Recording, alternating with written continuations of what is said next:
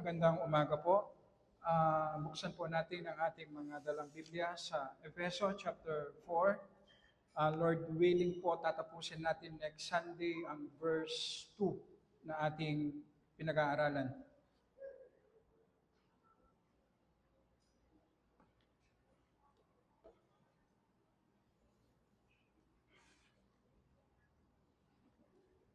Basahin po natin verses 1 to 3. Efeso chapter 4 verses 1 to 3. Verse 1. Kaya't ako na bilanggo sa Panginoon ay nagsusumamo sa inyo na kayo'y lumakad ng nararapat sa pagkatawag na sa inyo'y itinawag, na may lubos na kapakumbabaan, humility, kaamuan, meekness, may pagtitiyaga, patience, na magparaya sa isa't isa sa pag-ibig, forbearance with love. Verse 3, na nagsisikap na mapanatili ang pagkakaisa ng Espiritu sa buklod ng kapayapaan. Tayo po ay manalangin. Tulungan mo po kami, Panginoon. Pwede naming pag-aralan ng iyong mga salita. Pero hiwalay sa tulong ng iyong Holy Spirit, Panginoon, imposible po naming maranasan ang mga ito. Kaya naman, Panginoon, kinikilala naman po namin na ang pinaka-importanting kailangan po namin, Panginoon, ay maranasan ang iyong mga salita. At ikaw lamang ang makakagawa nito sa amin, sa iyong iglesia, habang niluluwalhati mo ang aming Panginoong Yesus sa aming pag-aaral. Sa pangalan po ng aming Panginoong Yesus. Amen. Amen.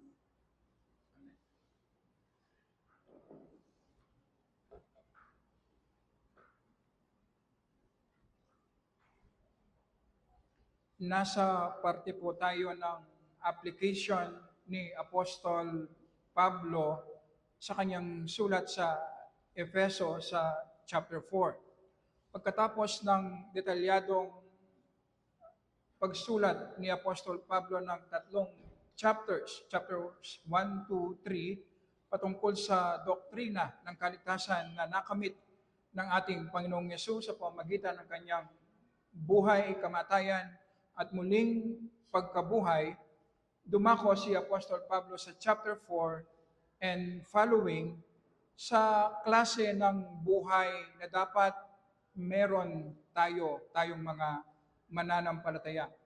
Kung ano dapat ang maging bunga ng mabuting balita sa ating mga buhay. Tinitingnan natin sa ating pag-aaral, ang unang application ni Apostol Pablo ay ang gawing visible ang unity sa loob po ng iglesia. Meron ng kinreate na unity ang Holy Spirit sa atin na mananampalataya, na binigyan tayo ng bagong spiritual life, nanahan ang Holy Spirit sa atin, at ang iisang Holy Spirit na nasa sa atin ang nagdala sa atin sa iisang Panginoon at iisang tagapagligtas, ang ating Panginoong Yesus. Kaya lang, ang unity na ito ay spiritual. Ang unity na meron tayo sa Holy Spirit ay invisible. Kaya ang exhortation ni Apostol Pablo ay magsikap tayong gawing visible sa ating fellowship, sa ating church, ang unity na meron tayo sa Holy Spirit. Hindi lamang individual na kaligtasan ang nakamit ng Panginoong Yesus, kundi pati ang unity ng kanyang iglesia. Sa chapter 2 ng Efeso, verses 13 and following, sinabi doon na pinawalang bisa ng krus ng ating Panginoong Yesus ang mga kautusan ni Moses na naghiwalay sa mga Hudyo at Hentil. Kaya merong iisang church ngayon, merong iisang humanity na kinabibilangan ng mga Hudyo at ng mga Hentil. Sa chapter 1, verse 10 ng Efeso, sinabi doon na ang isang layunin ng krus ng ating Panginoong Yesus ay para ang lahat ng mga nilalang ng Diyos mula sa langit at lupa ay magkaroon ng unity at magpasailalim sa pamumuno ng ating Panginoong Yesus. So, ang gusto ko pong makita natin, gustong mag-create ng Panginoon ng bagong humanity na merong pagkakaisa sa ilalim ng pamumuno ng ating Panginoong Yesus. At yan ay nag-uumpisa sa church. Kaya naman sa kanyang application, unang exhortation niya ay gawing visible. Magsikap tayo, tayong mga mananampalataya. Magparaya tayo, tayong mga mananampalataya kung kinakailangan, maging visible lamang ang unity sa ating iglesia. Ganito kahalaga ang unity sa Panginoon na sinasabi sa atin dapat ganito rin ang pagpapahalaga na ibinibigay natin sa unity ng iglesia ng Panginoon. Ang ibig sabihin po, nagsisikap tayo na maranasan natin sa ating church ang unity base sa disenyo at kaparaanan ng Panginoon. Sa John chapter 13, verses 34 and 35, sabi ng ating Panginoong Yesus, isang bagong utos ang sa inyo'y ibinibigay ko, na kayo'y magmahalan sa isa't isa. Kung paanong minahal ko kayo, magmahalan din kayo sa isa't isa. 35. Sa pamamagitan nito ay makikilala ng lahat ng mga tao na kayo ay aking mga alagad kung kayo'y may pag-ibig sa isa't isa. Ang sinasabi po ng Panginoong Yesus, kung merong loving unity sa ating fellowship, sa ating mga mananampalataya, malalaman ng mga tao na tayo nga ay disipulo ng ating Panginoong Yesus. Sa John chapter 17, verse 21, sa panalangin ng ating Panginoong Yesus, makikita rin ang emphasis sa unity upang silang lahat ay maging isa. Gaya mo, Ama, na nasa akin at ako'y sa iyo. Sana sila'y manatili sa atin upang ang sanlibutan ay sumampalataya na ako'y sinugo mo. Ibig sabihin, kapag nakikita sa church ng Panginoong Yesus ang loving unity, maniniwala ang mga tao na ang church ay isang supernatural institution na ang Panginoon ang nag-create. Ang isang common na katangian ng mga institution na itinatayo ng tao ay lahat po ay divided. Lahat po merong pag-aaway. Lahat nagsisiraan. Kaya kung merong isang church na visible ang loving unity sa bawat isa sa atin, malalaman nila na tunay nga ang church na ito ay galing sa Panginoon. Tunay nga ang church na ito ay isang supernatural institution. Magiging attractive ngayon ang church sa mata ng mga unbelievers.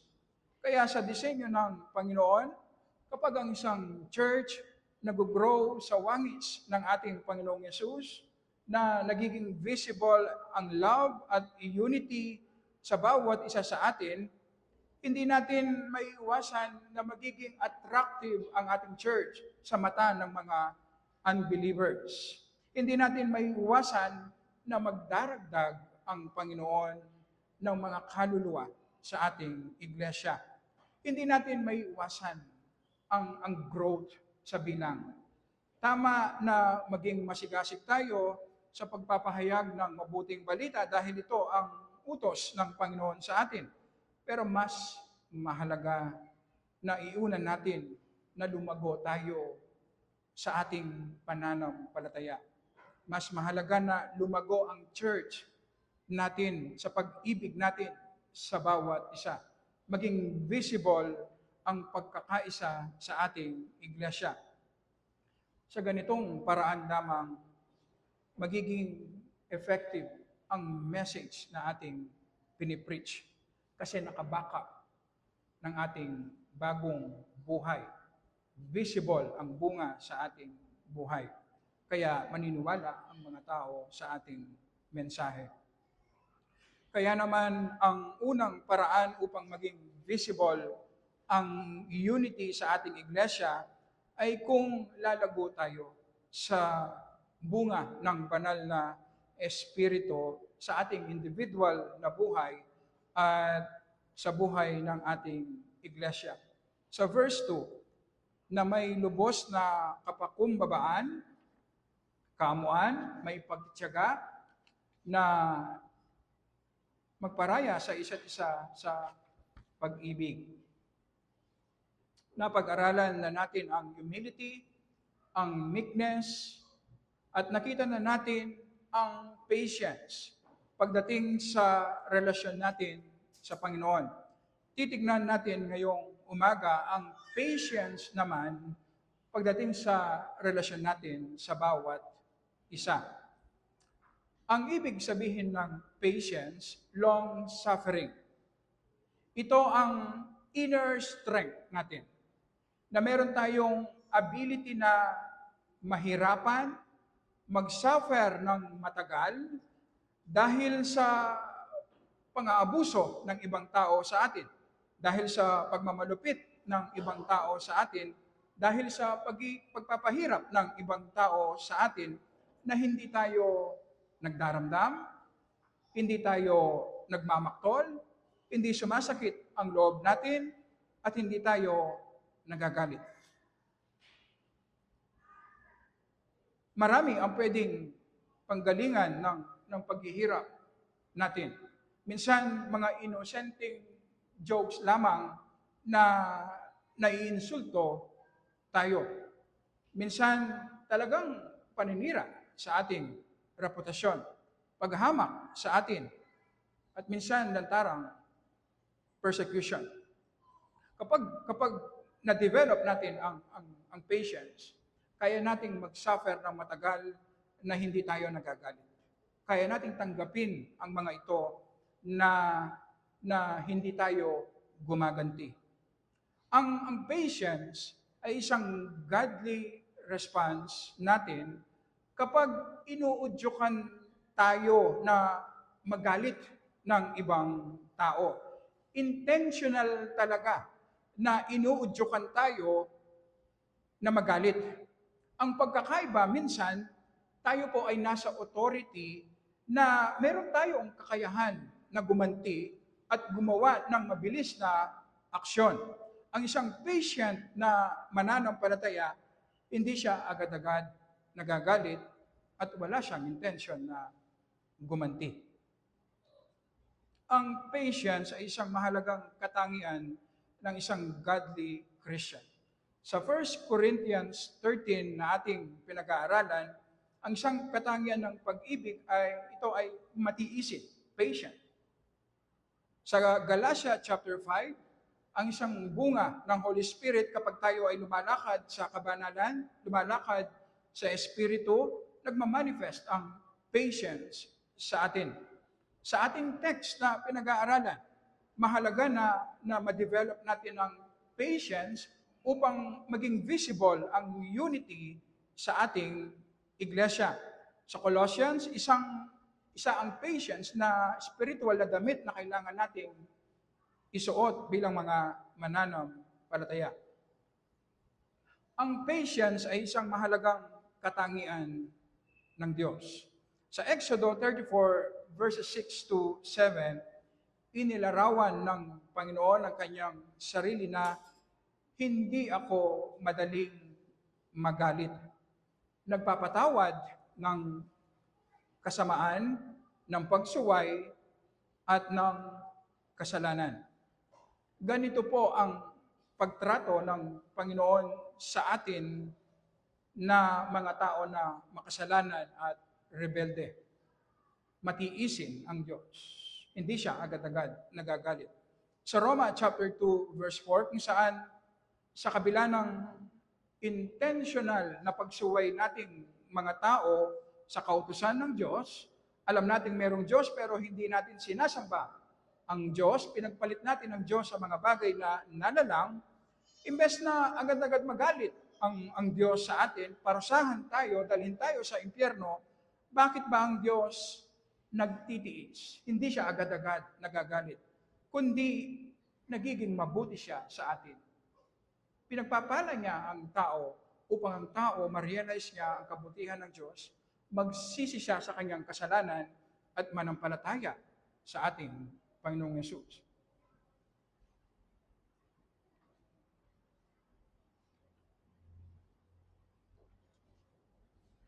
Ang isang tanong na kailangan nating masagot upang makita natin ang importansya ng ating pinag-aaralan, bakit natin kailangan ang patience?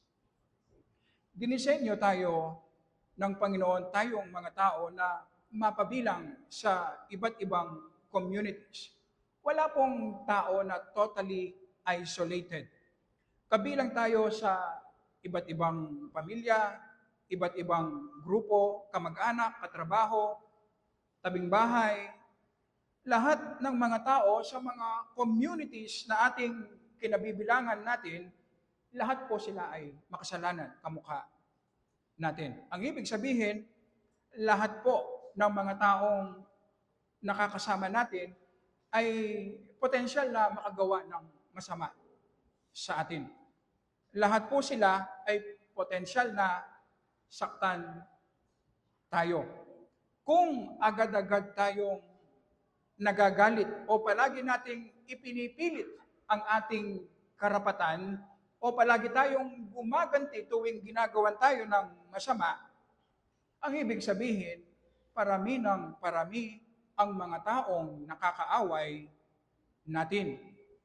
Parami ng parami yung mga taong hindi natin kinakausap.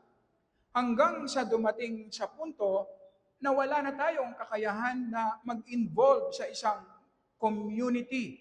Kasi nga, palagi tayong nakikipag-away, palagi tayong gumaganti tuwing ginagawan tayo ng masama. Ang ibig sabihin, hindi na tayo pwedeng maging useful sa ating kapwa-tao. Kasi halos lahat ngayon kaaway na natin at hindi rin pwedeng maging useful ang mga communities sa atin.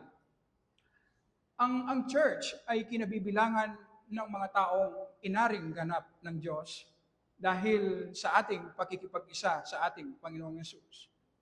Merong glory, perfection na naghihintay sa atin sa susunod na buhay. Kapag tayo ay namatay o unang dumating ang ating Panginoong Yesus. Pero hanggat nandito tayo sa mundong ito, paunti-unti pinapabanal tayo ng Panginoon. Paunti-unti binabago tayo ng Panginoon hanggang sa marating natin ang glory. Ang punto na gusto ko pong makita natin, ang bawat isa sa atin na mananampalataya ay nasa proseso na binabago at pinapabanal tayo ng Panginoon. Take note, ang prosesong ito ay sobrang bagal. Mabagal. Ang realidad ng buhay natin sa loob ng church, sinasabi sa atin, darating tayo sa punto at hindi natin maiwasan dahil reality ito na masasaktan ko kayo at masasaktan ninyo ako. Siguradong mararanasan natin yan sa loob ng iglesia. Ang ibig sabihin, ang tanging paraan lamang na magkaroon tayo ng loving unity sa loob ng church ay kung magkakaroon tayo ng patience sa bawat isa. Kung sa bawat mali at kasalanan na nagagawa sa atin ay nagagalit tayo at gumaganti tayo, ang ibig sabihin, darating sa punto na lahat ng kasama natin sa church magiging kaaway natin.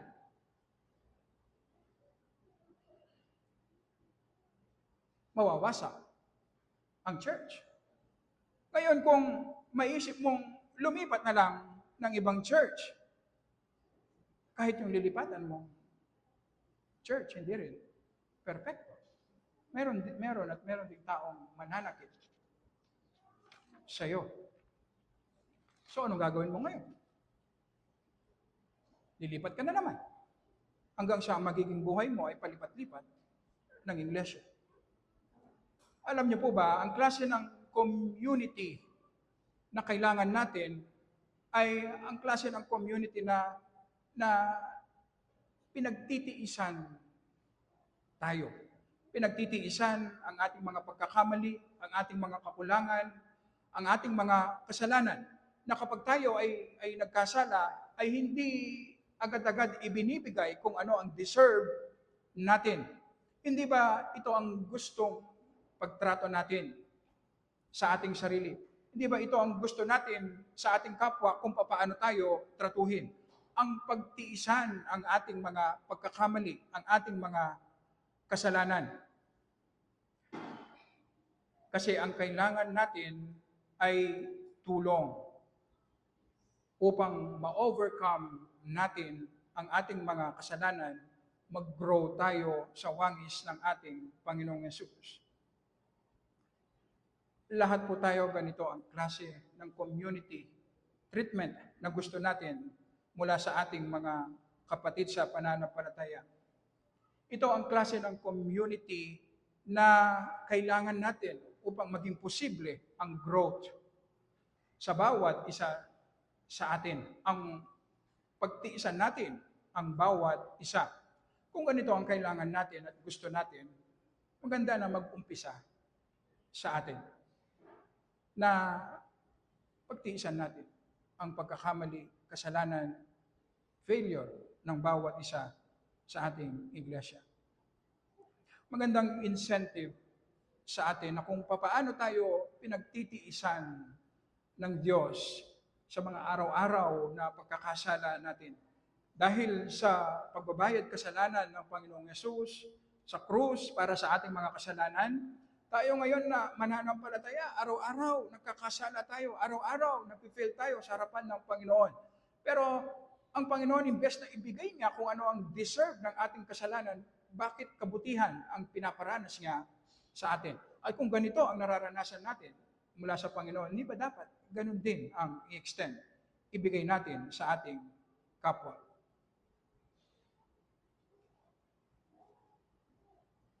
Ang tanong sa atin, mali ba ang magalit sa kasalanan na ginagawa ng ibang tao sa atin? Mali ba ang itama ang mali na ginagawa ng kapwa natin na mananampalataya? Ano ang gagawin natin? Pababayaan na lang ba natin ang kasalanan? Magiging patient lamang tayo kung alam natin i-deal biblically ang ating galit. Ang ating galit.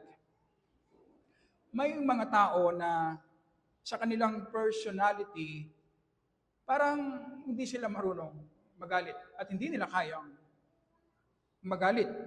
Kaya kapag may gumagawa ng masama sa kanila, hindi lang sila umiimik, nananahimik lang.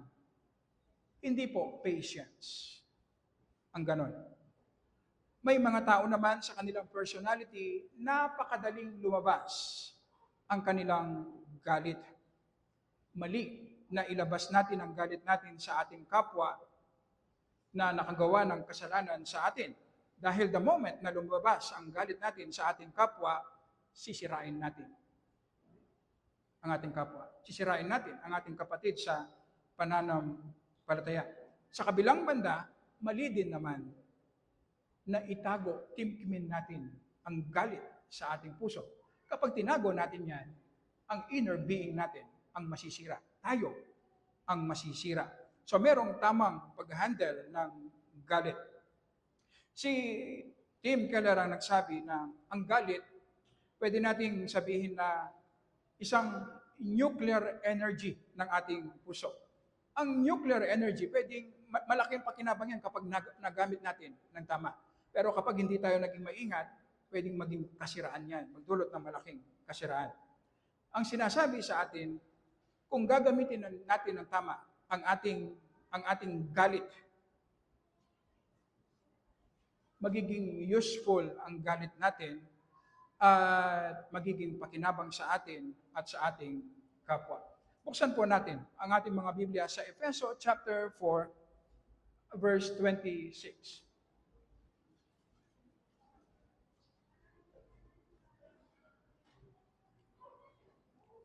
Sa Efeso chapter 4, verse 26, at panatilihin po natin nakabukas ang ating Biblia sa Efeso. Verse 26, magalit kayo ngunit huwag magkasala. Huwag hayaang lubugan ng araw ang inyong galit. Hindi po sinabi na huwag kayong magagalit upang hindi kayo magkasala. Hindi po. Ang sabi niya, magalit kayo, ngunit huwag kayong magkasala. Ang galit mismo ay hindi po kasalanan.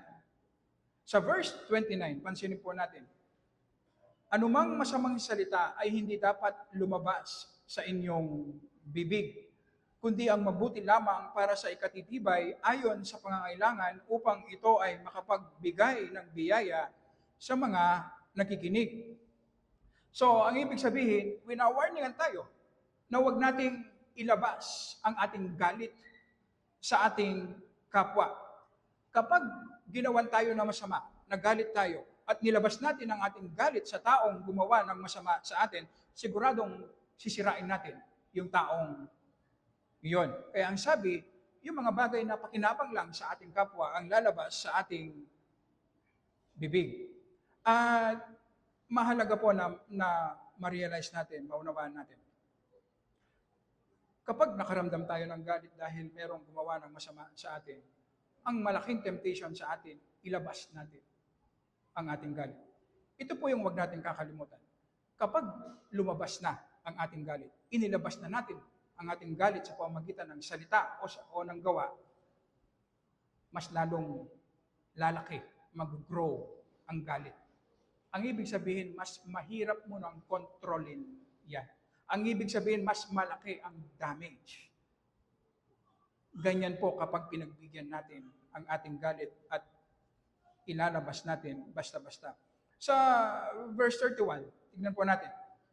Lahat ng pait, galit, poot, pag-aaway, at paninirang puri ay inyong alisin, pati lahat ng kasamaan.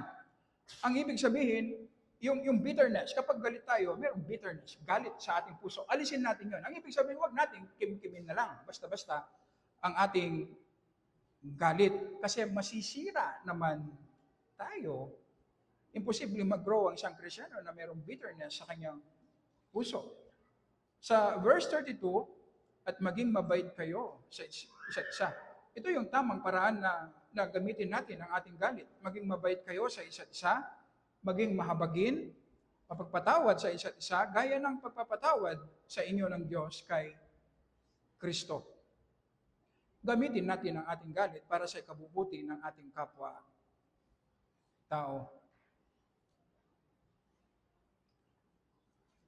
Ganito po ang makikita natin sa pagliligtas ng Diyos sa atin na makasalanan. Galit at napopoot ang Diyos sa kasalanan. Sa krus ng ating Panginoong Yesus, nagtagpo ang galit at pag-ibig ng Diyos.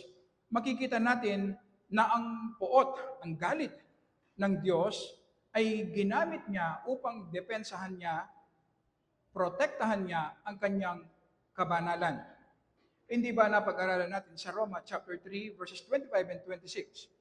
Ang isang layunin ng krus ng ating Panginoong Yesus ay para sagutin ang hustisya, ang kabanalan ng Diyos. Na sinasabi ng kabanalan ng Diyos, ang sino man nagkasala ay kailangang parusahan. So ang galit ng Diyos, ang nagtulak kay Jesus para mamatay sa krus para sa ating kaligtasan. Ang galit din, ang pumuksa sa nagsisilbing banta sa kabanalan ng Diyos. Ito ang kasalanan at si Satan. Hindi ba? sa kamatayan ng Panginoong Yesus. Nagapi nga ang kamatayan, kasalanan, at si Satan. Sa pamamagitan po ng krus ng ating Panginoong Yesus, pinuksa niya ang kasalanan at si Satan bilang tugon sa hustisya ng Diyos. Sa ganitong paraan din po tayo iniligtas. Tayong mga makasalanan sa paraan na hindi po tayo nasira. Ang galit ng Panginoon ang nagtulak sa ating Panginoong Yesus upang puksain ang kasalanan, kamatayan at si Satan. At ang krus ding yon ang nagpatawad at nagbigay ng katwiran sa atin. Makikita po natin ngayon ang galit ng Diyos, ang puot ng Diyos sa pamamagitan ng krus ng ating Panginoong Yesus ay dinil niya ang puot niya sa kasalanan na naliligtas tayo, na hindi tayo nasisira. So ganun ding paraan natin gagamitin ang ating galit. Ang Panginoon palaging matuwid ang kanyang galit. Pero sa atin, kadalasan, hindi po matuwid. Kaya kailangan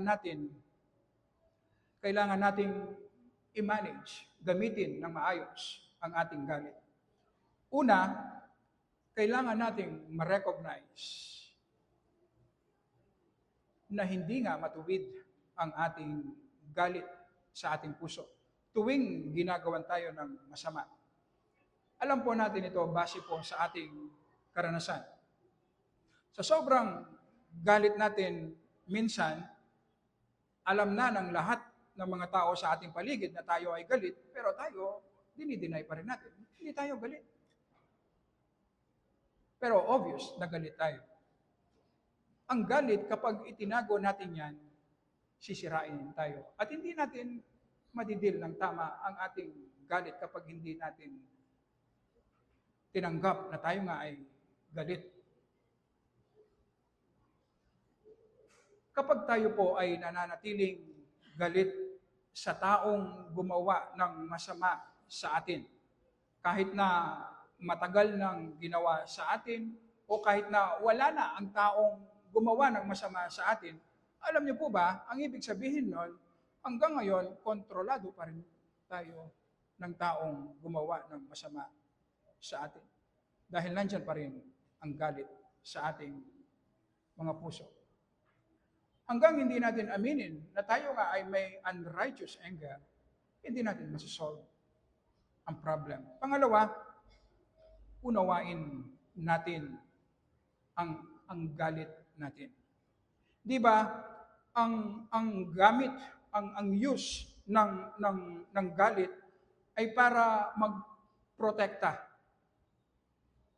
Pwedeng masama at pwedeng mabuti ang pinoprotektahan natin tuwing tayo ay nagagalit para puksain kung ano man ang nagsisilbing banta. Kapag nagagalit po tayo sa ating kapwa dahil merong ginawang masama sa atin, ang ibig sabihin, meron tayong dinedepensahan sa ating puso. Kapag ang dinedepensahan natin ay ang katwiran ng Panginoon, ang glory ng Panginoon, makikita natin, ang galit po natin, controlled yan. Hindi siya uncontrolled. Controlled ang galit natin at agad yang nawawala. At ang galit natin, magdudulot yan ng kabutihan sa ating kapwa. Pero madalas, ang galit natin ay hindi matuwid. Kaya uncontrolled ang ating galit, kaya nakakasira ng ating kapwa at madalas yung mga mahal natin sa buhay ang ating sinisira. So ang tanong sa atin, tuwing nagagalit tayo, isang bagay na kailangan nating i-examine ang ating sarili. Ano ang nasa puso natin na gusto nating protektahan? Ang reason kung bakit tayo nagagalit, kasi meron tayong gustong protektahan sa ating puso. Nagagalit ka ba? Kasi sinira ng iyong kapwa mananampalataya ang reputasyon mo na mas mahalaga kesa sa iyong kapwa at mas mahalaga kesa sa Diyos. So ang reputasyon mo ngayon na nagsisilbing idol mo, ang dinedepensahan mo, kaya sinisiraan mo yung taong gumawa ng masama sa iyo. Galit ka ba kasi yung tao na nasa ilalim mo hindi nagagawa ng tama. Yung iniuutos mo, merong self-righteousness na hindi mo kayang mapagtiisan ang pagkakamali at kapalpakan ng ibang tao. Kapag nagagalit ka sa ganong klaseng situation, ang ibig sabihin, pinoprotektahan mo ang iyong self-righteousness. Iyon ang nagsisilbing idol mo. Ang isang magulang, kapag galit sa kanyang mga anak kasi sobrang ingay, likot, inaabala siya sa kanyang pagpapahinga, ang ibig sabihin, mas mahalaga ang kanyang pahinga kaysa sa kanyang mga anak. Dinedepensahan niya ang kanyang idol na gusto niyang maging comfortable. Kapag nagagalit tayo sa ating kapwa, opportunity sa atin na makita natin yung mga idols sa ating mga puso na nakatago, na gusto nating protektahan, kaya tayo nagagalit sa ating kapwa. Pagkakataon na immortify ang ating mga idols. Kapag inamin natin ang ating galit, naunawaan natin kung ano yung mga idol sa ating puso na pinanggagalingan ng ating galit, na dinedepensahan ng ating galit, uupa na mabilis ang ating galit. Pangatlo, kailangan nating ilabas ang galit natin sa tamang paraan na makabubuti sa ating kapwa. Buksan po natin Matthew 18 verse 15.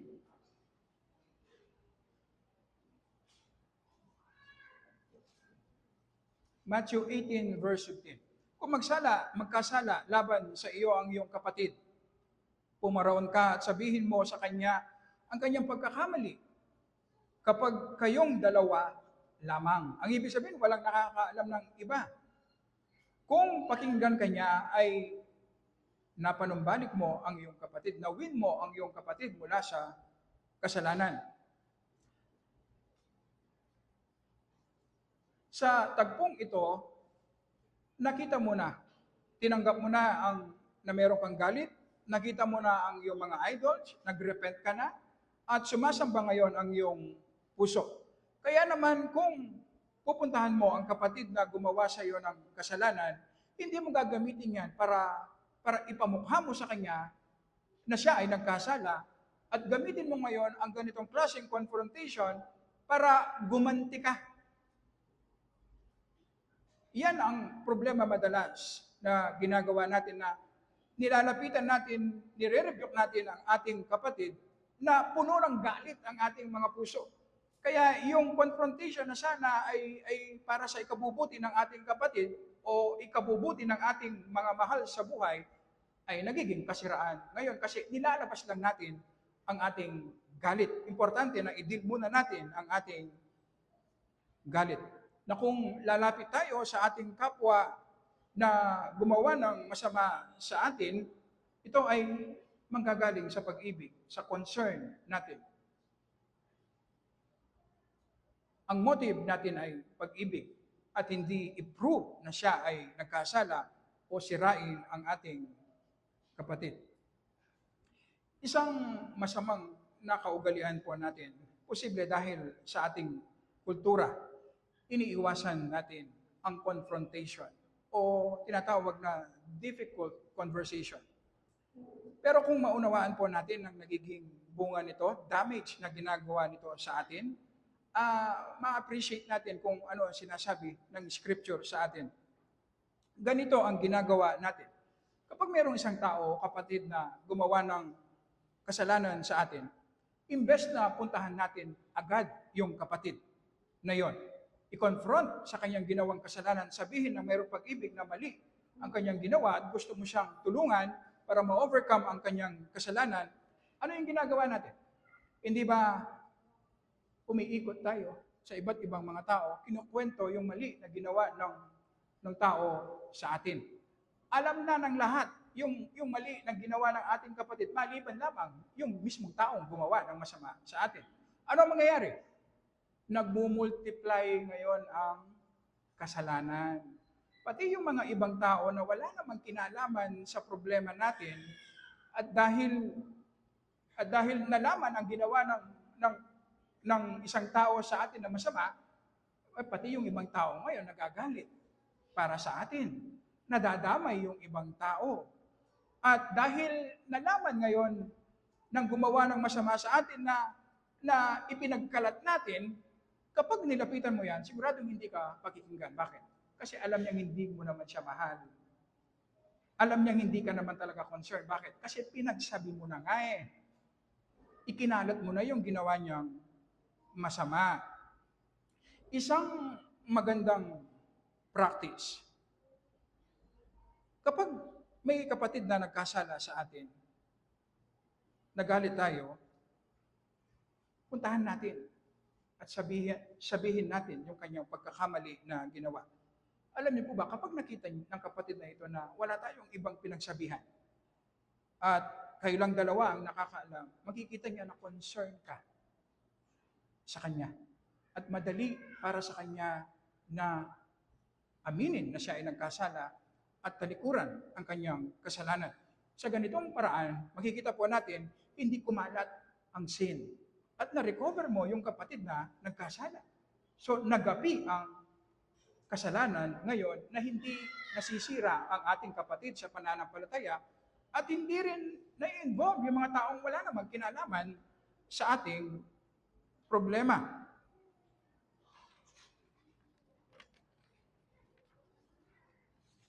So kapag kinonfront natin ang kapatid na merong pag-ibig, pang-apat, at ito ang panghuli, magpatawad tayo. May isang nagsabi na mananatili lamang tayong galit sa taong nakagawa sa atin ng masama kung mababa ang tingin natin sa taong ito.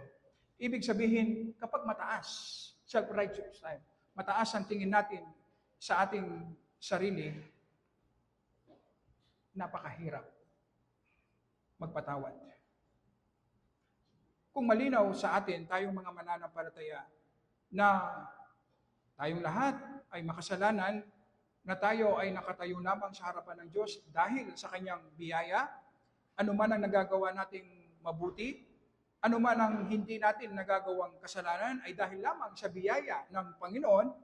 Alam niyo po ba, kapag mayroong kapatid na nagkasala sa atin, madali dapat sa atin ang magpatawad. Ang ibig sabihin, ang isang Kristiyano na mahirap magpatawad, ang ibig sabihin, malaki.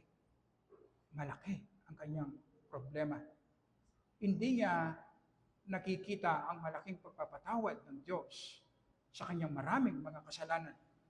At araw-araw, hindi niya nakikita na kailangan niya ang pagpapatawad ng Diyos sa kanyang mga kasalanan.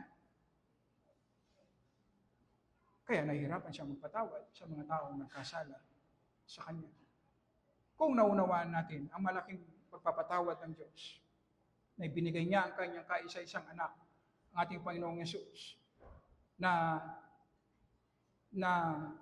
namatay ang Panginoong Yesus upang sagutin ang galit ng Diyos sa kasalanan. At sa ganitong paraan ay hindi tayo nasira, niligtas tayo ng Diyos. At kung alam natin na araw-araw pinagtitiisan tayo ng Diyos sa marami nating kasalanan, ang isang pinakamadali na dapat natin, na kaya natin gawin, ay ang magpatawad. Magpatawad sa mga taong nagkasala sa atin.